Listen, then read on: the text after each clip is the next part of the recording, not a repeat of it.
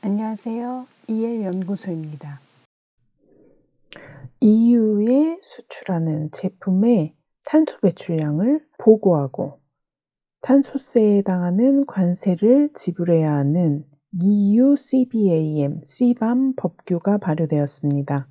우선 철강, 알루미늄 등 6개의 산업 분야에 있는 우리나라 수출 기업들도 이 법규에 적용을 받게 되고 EU에서는 이 법에 적용을 받는 산업 분야를 확대해 나갈 것이라고 발표했습니다.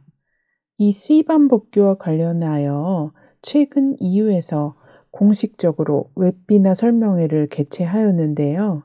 지난 수십 년간의 EU 및 국내에서 탄소 배출량 및 전과정 평가와 관련된 업무 경험을 바탕으로 웹비나의 주요 내용을 설명해 드립니다.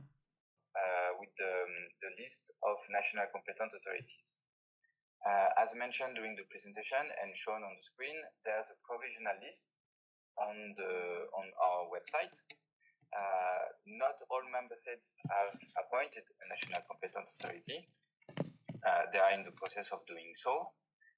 So you can see on the website a provisional list. We are in the process of updating it, and we will do it very soon. So you have an updated list, which will still be provisional. The final list will be updated at a later stage.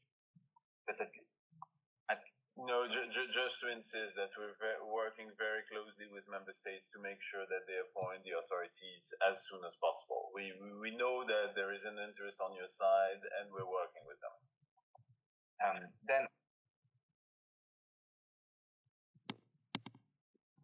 이것은 EU의 각 국가별로 CBAM과 관련된 담당 관청을 지정을 할 예정이라는 거죠. 이미 지정된 관청들도 있고요. 각 국가별 관청 리스트는 EU CBAM 웹페이지 내에 현재 공표를 해놓은 상황이긴 합니다만 확정본은 아니고 일부 지금 현재 지정하지 않은 국가들의 경우 앞으로 담당 관청 NCA라고 하죠. National Competent Authority라고 하는 국가별 CBAM 주무관청을 지정해서 확정 공표할 예정이라는 것입니다. 현재는 가한 리스트가 CBAM 웹페이지에 나와 있다는 것입니다.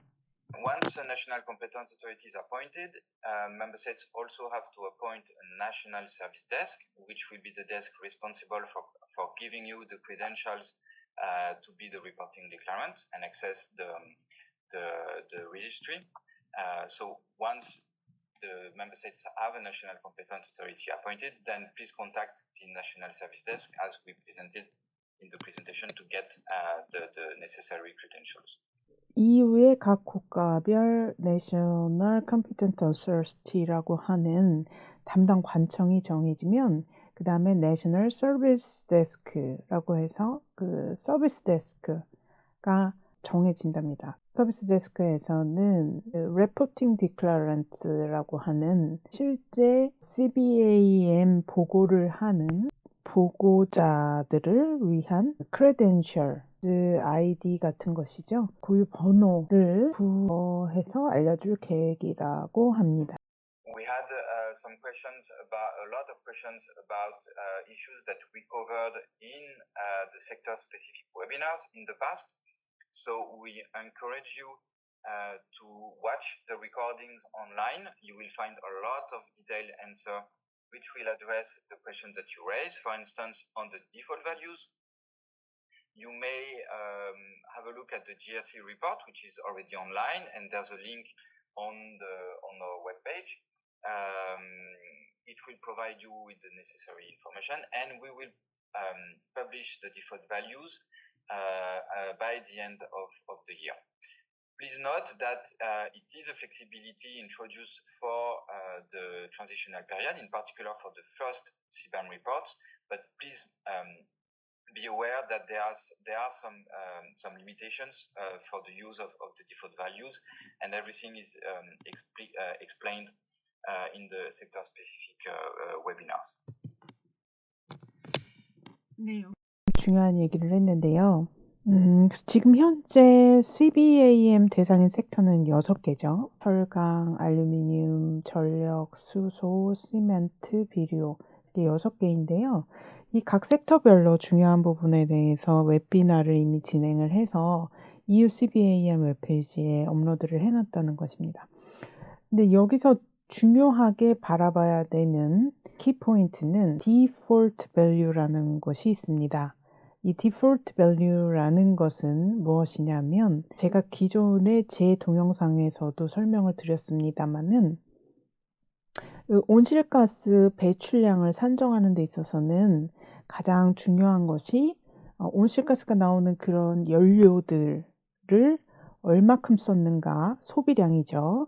거기다가 각각의 emission factor라고 하는 배출 계수들을 곱합니다. EU CBAM에서는 이 emission factor들 중에 평균값에 해당하고 EU CBM 보고에 쓰일 수 있는 기본 값들을 제공해 준 것이 있습니다. 이것을 디폴트 밸류라고 합니다. 상세한 자체 값이 없을 경우 디폴트 값을 써야 될 텐데요. 이 디폴트 값은 올해 말까지 제공할 계획이라고 합니다. 일부는 섹터별 비나에서 설명을 했습니다만 실한 디폴트 밸류들은 올해 말까지 제공할 계획이라고 합니다.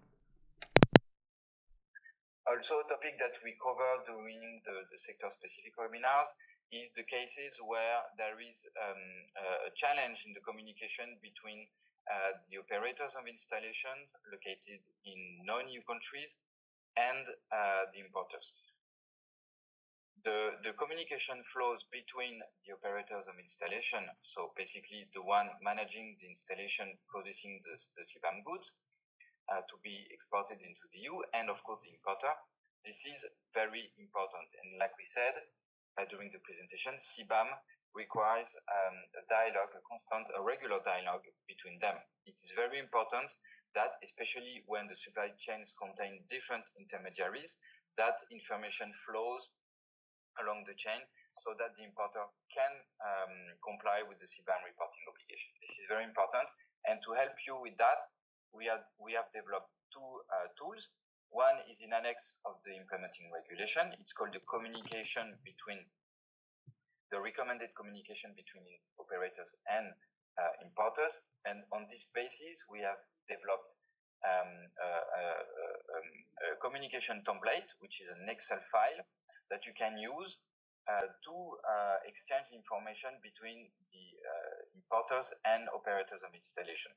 And we strongly encourage you to use that Excel sheet. 여기서 여러 번 중요하다고 강조한 내용들이 있습니다. Operator of Installation, 그러니까 CBAM 대상 제품을 생산하는 생산자고요. 그 다음에 Importers, 제품을 수입하는 수입업자 간의 커뮤니케이션이 매우 중요하다고 여러 번 강조를 했습니다. 이 커뮤니케이션을 위해서 EU에서는 커뮤니케이션을 어떻게 해야 하는가에 대한 가이드도 따로 개발을 했고요. 그리고 그 가장 중요한 것 중에 하나가 바로 이 템플릿입니다. 그래서 엑셀 템플릿을 개발을 해서 웹페이지에 올려놨습니다. 이 엑셀은요, 바로 생산자하고 수입업자 간의 커뮤니케이션 해야 되는 기본 템플릿이 되겠습니다. The collection of information, especially where importers import goods from different installations and countries, or when one installation produces goods which are then exported to the EU via different importers. It's very important that you, as a first step, to know whether you are impacted by the CBAM, you check the CN codes of the goods that you import into the EU against the CN codes listed in Annex 1 of the CBAM regulation.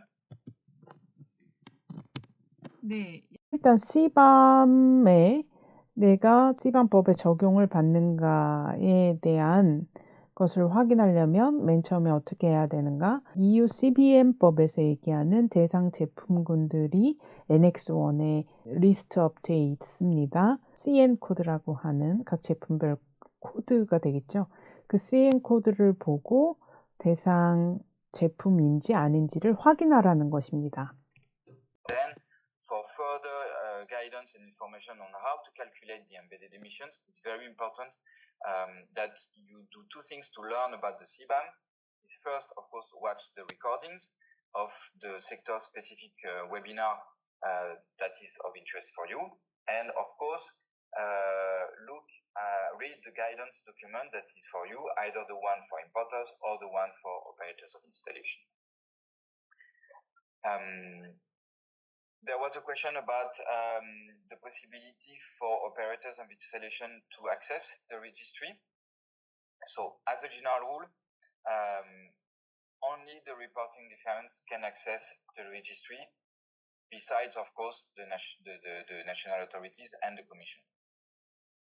However, there will be later a possibility for operators of installation to upload some information directly into the registry, so not the transitional registry, but the CBAM registry for the definitive period, so that more information will be pre-filled when reporting declarants will connect to submit CBAM reports, and my colleagues will be able to provide more information on that. 네. 지금 설명한 내용들은요, 각 섹터별로 중요한 배출량에 대한 그 정보들이 담긴 웨비나가 EU CBAM 웹페이지에 있다는 것이고, 수출 기업이죠. 우리 제품을 생산한 기업들이 알아야 하는 것들에 대한 가이드라인이 있고, 수입하는 수입업자가 알아야 되는 필수 가이드라인이 따로따로 공표돼 있으니까 이걸 참조하라는 것이고요. 보고하는 사람들을 Reporting Declarant라고 한다고 그랬죠. 이 보고자는 Transitional Registry라고 하는 이제 전환기간 동안의 등록소를 마련했는데, 이 전환기간 동안의 등록소는 오직 Reporting Declarant라고 하는 보고자만 액세스를 할 수 있습니다. 그래서 생산자들은 이 레지스트리에 액세스를 할 수 없습니다. 이 생산자들은 이 수입업자한테 아까 보여드린 그 엑셀 템플릿을 통해서 실제 배출량 정보들을 제공하고, 그 수입업자가 보고자를 따로 지정하든 스스로 보고자가 되던 그 보고를 할 때에 근거 자료로서 삼으면 된다는 것입니다. 그리고 나중에 이 전환기간이 끝나고 실제 본 기간이라고 하는 definitive period가 되면 그때는 생산자들도 아마 정보를 업로드할 수도 있을 거라는 설명을 했습니다. It's very important to stress again that there can be only one reporting declarant to avoid multiple reporting of embedded emissions for the same good imported into the EU, even though it is the same good is imported into different member states.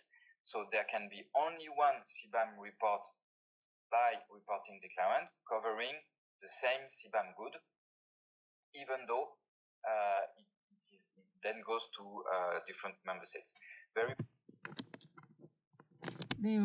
여기서 또 중요한 말을 했습니다. 제품을 생산한 생산자가 한 국가에만 수출하는 건 아니겠죠. 즉 수입업자가 다양한 국가에 있을 수 있습니다. 다양한 EU 국가에. 그러면 한 제품을 다양한 수입업자한테 수출을 하는 경우에 정보의 흐름의 관리가 중요하겠죠. 그래서 심지어 여러 수입업자가 있는 경우에라도 EU CBAM에 보고하는 보고자는 한 기관이어야 합니다. 그러니까 하나여야만 합니다. 보고자는. 즉, 한 제품에 있어서는 한 보고자만 지정할 수 있다는 것입니다. 여러 수입업자가 있을지라도요.